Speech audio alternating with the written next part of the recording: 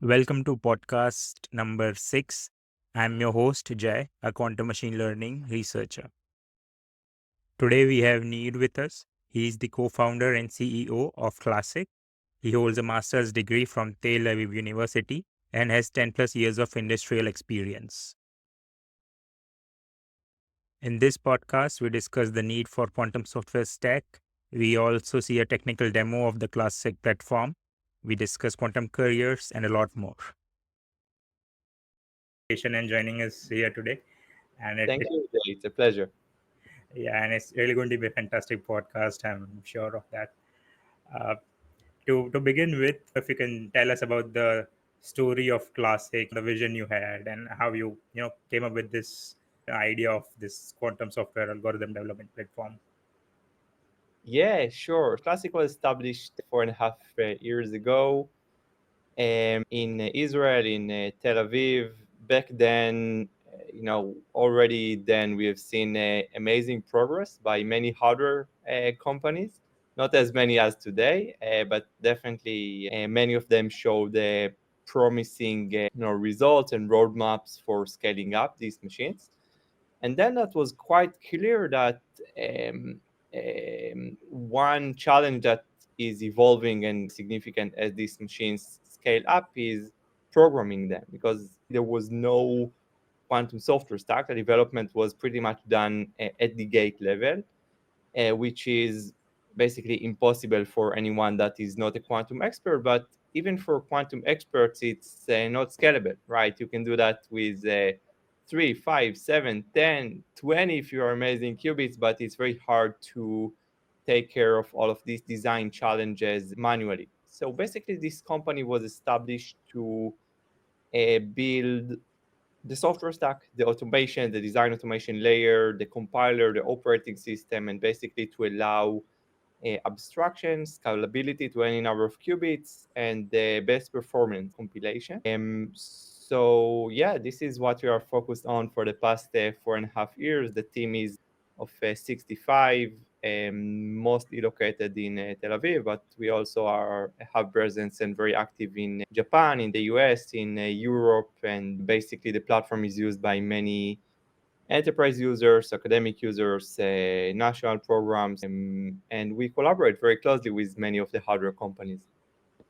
Yeah, great. And in fact, even personally, if I talk about quantum software engineering, the first name that pops up in my head is indeed Classiq. So, Thank you. yeah. And if it's possible, can you show a quick technical demo of the platform for our viewers?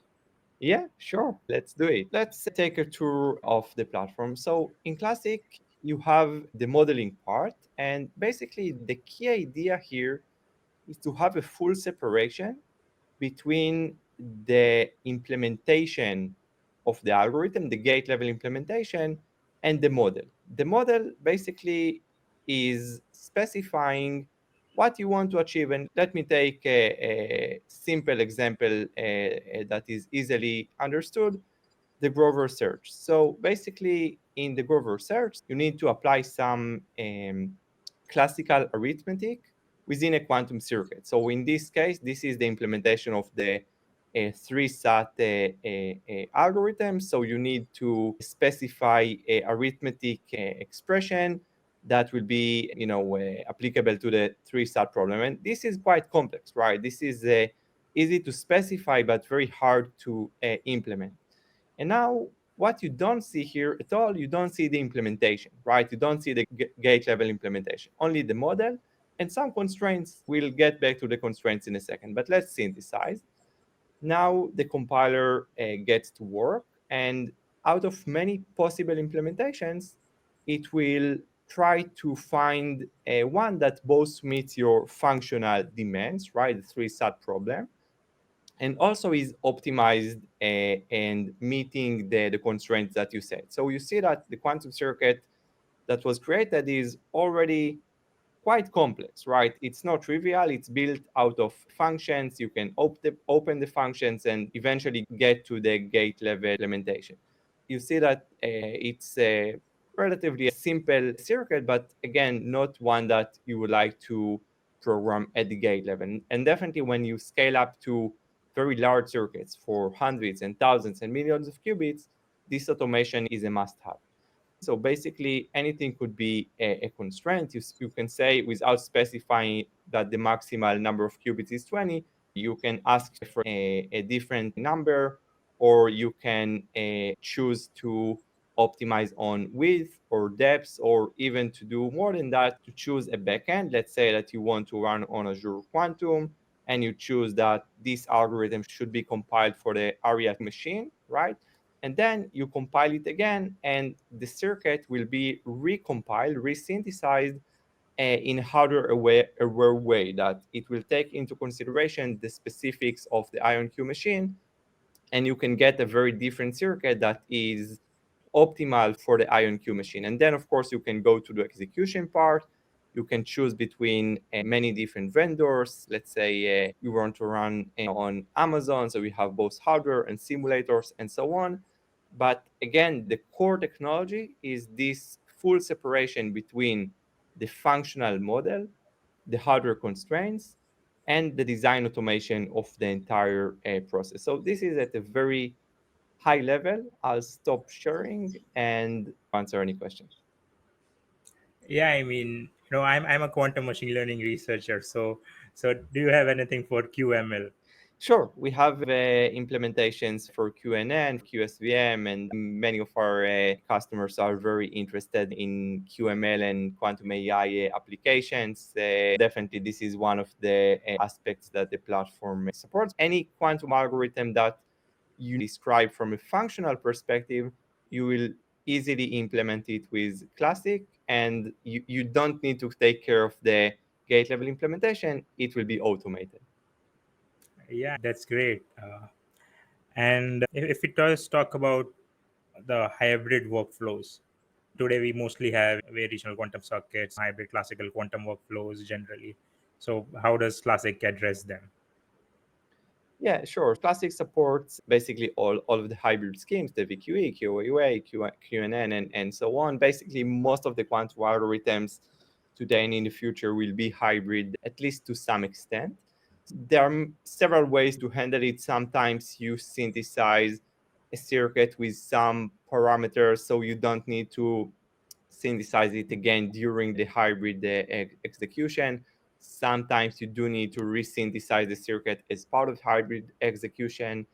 And we also have integrations with platforms that are hybrid in nature, like Cuda Quantum, like HP Cray, and of course, eventually in an HPC center, for example, everything is going to be hybrid and should play together: QPU, GPU, CPU.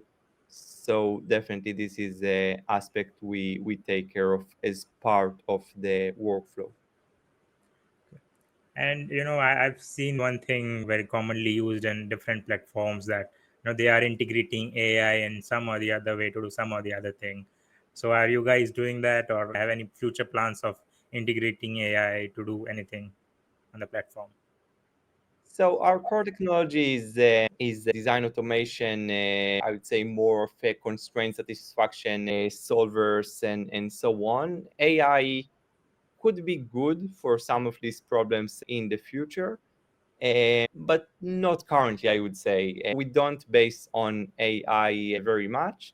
Also, some of the technologies we use for quantum compilation are taken from the classical software stack, and from technologies like EDA, electronic design automation, that also solve very hard computation problems for circuit synthesis.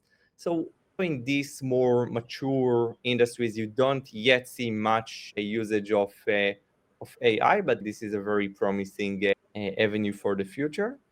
And even more interestingly, so I'd say that quantum computers at some point could be very helpful for these synthesis and compilation processes, because in nature, these are NP hard problems. Maybe you remember we specified a model and then the constraints. Hmm. If you specify harsh constraints, let's say you want I know you guys work on CFD, right? So let's say you want to synthesize a complex HHL circuit, and you want to apply some harsh optimization criteria to see if this circuit could potentially be simulated, right? You want it to work up to, I don't know, 39, 40 qubits. So this could be the actual compilation of this circuit could be a very hard computational problem that would take significant compute. At some point, quantum computers could be interesting for constraint satisfaction problems. But this is more for the future, I think, in this case. Okay. And you just mentioned there CUDA quantum again. So, for quantum machine learning, CUDA quantum is like really important because because we need generally GPUs to train the models. So, like, does Classiq support that hybrid networks as well, or just pure quantum neural networks? Like, can you just talk a little about that? Yeah, so basically, Classiq is what I showed before is our IDE and the native Q mode, but you also have it in a Python SDK. So it's embedded in Python, and basically it allows you to use any Python library, definitely machine learning and AI libraries. And this is also one of the reasons it's very important for us to support environments such as Cuda Quantum, which is very important for hybrid workflows and GPU usage, but also for other workflows. I'm a great believer in CUDA Q, and I think for us it will be important to make sure that we are integrated with this platform also in the future. And if you talk about quantum machine learning, we usually use a framework like PyTorch or TensorFlow. So, are you guys like planning to provide a SDK plugin for that because you already have a SDK? It's like Yeah, we support it. We support PyTorch already. that's great too. Yeah. So I can right away try a few things that I want to. Yeah, let's do it. Yeah. Talking about that, what are the main Barry, we just talked about software algorithm development, how Classiq makes it easier. It provides that abstraction that makes it easy for people to focus on the problem at hand rather than optimization and all those things. So, other than optimization with respect to depth or number of C0 gates, what general problems do you see in the algorithmic development or software development side of things that you have particularly observed? Yes, I would say that the key problems are abstraction, scalability, and performance. Abstraction is important because even for quantum experts, but definitely for non-quantum experts, it's impossible to develop at the gate level. We need to be able to describe the problems we want to solve in the language of the problem. So I think abstraction is very important. Scalability is an important issue because eventually, the interesting problems will work on hundreds and thousands and then millions of qubits. So if someone knows how to design circuits for 25 qubits, but they don't really know how to do that for thousands of qubits. So it's not future proof, and it's not relevant, right? Just like if you compile a circuit using state vector simulation, so that's nice. You can do some nice experimentation, but it won't be relevant for any production ready application. So making sure that the quantum software stack is scalable to the scale of real industrial problems, this is very important, and this is another aspect we address. And the third one, which is very important and sometimes counterintuitive, due to the abstraction, is performance. Yes, it's important for us to allow our users to automatically create circuits that are orders of magnitude better than anything they could have created manually. And we show that in all cases, definitely for large circuits, but even for 20 qubits, it will show better results than anything that could be done with Qiskit. Not because Qiskit is not good. Qiskit is very important and we support Qiskit, but it was just not designed for scale. It's designed for small scale experimentation, which is great, but it's important for us to support a best performance at scale. I think that these are the main challenges. Eventually, we need computer scientists, domain experts, and quantum experts, of course, to be able to develop different applications, different algorithms without specifying gate level implementation. They need automation that will allow them to do the work. they need to be hardware agnostic. They need to create a model that specifies the problem and be able to cross compile it to different hardware modalities in an optimized way. And they need the results to be good, to be performant. So I think these are the main challenges. Another thing is that you have been involved in the industry as a CEO. What are the key breakthroughs or improvements that you have seen in the industry in some like 5 years or so? And if there are any predictions for quantum computing or quantum software engineering in like 5 to 10 years from now, like if you can talk about that. Sure. So I think we see very impressive progress from all over the industry, right? A maturing industry in the sense that an industry is being created. It's no longer just small scale experimentation and publishing some papers, which is also important, but we see an actual computing industry evolving with hardware and different hardware modalities. The hardware is being scaled up and improved. Its software, not only transpilers, but now also compilers, operating systems, and development environments, SDKs, IDEs. We see quantum clouds, hybrid frameworks such as Cuda Q and HP Cray, and so on. And we see sophisticated end users that are really preparing themselves for this future. They understand it might take some time to really prepare, right? So I think on all of these fronts, we see an evolving industry. It doesn't happen in one day, it takes time, but I think the direction is very clear and is very impressive for the entire industry. I think it's hard to make good predictions generally and in this market, but I think my best prediction here is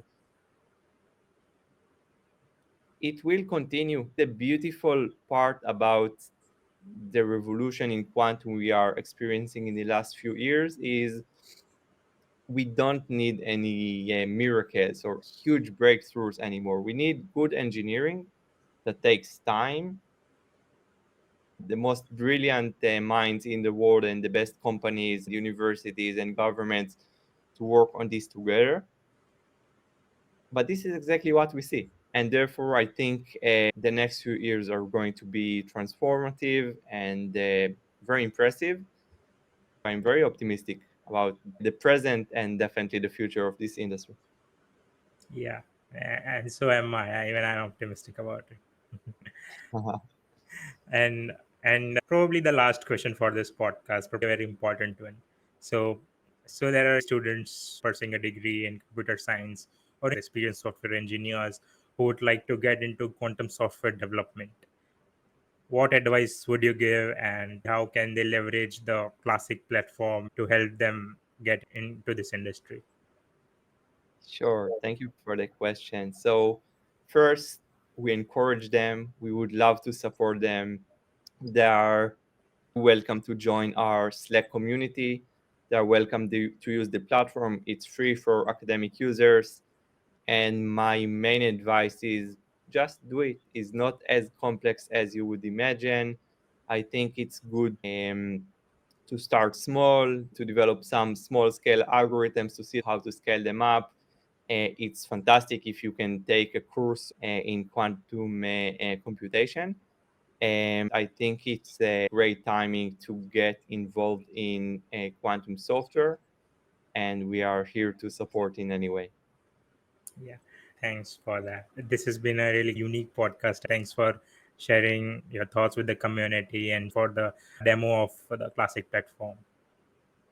Thank you, Jay, so much. It has been a great pleasure, and thank you for inviting me. Yeah.